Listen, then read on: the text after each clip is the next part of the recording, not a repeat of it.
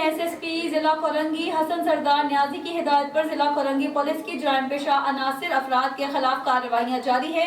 Police ने मुख्तलिफ कार्रवाइयों के दौरान 4 मुलजिमान को गिरफ्तार कर लिया है। इसी हवाले से मज़ीद तफसीलात जानते हैं कराची से हमारे रॉयल न्यूज़ के नुमाइंदे जावेद महमूद राय से। जी जावेद, क्या तफसीलात है आपके पास, आगाह कीजिएगा।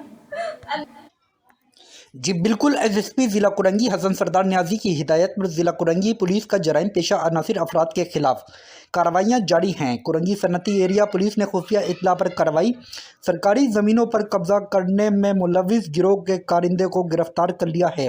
पुलिस के मुताबिक सर फहरिस्त मुलजिम सनती एरिया पुलिस को मतलूब था।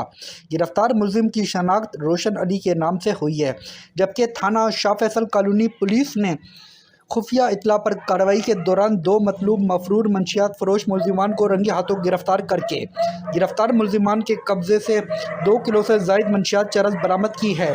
पुलिस के मुताबिक गिरफ्तार मुलजिमान की शनाख्त उबैद और खैबर के नाम से हुई है, जबकि थाना सऊदाबाद पुलिस ने दौरान पेट्रोलिंग कार्रवाई सऊदाबाद में गुटखा मावा सप्लाई करने वाला मुलजिम को गिरफ्तार कर लिया है।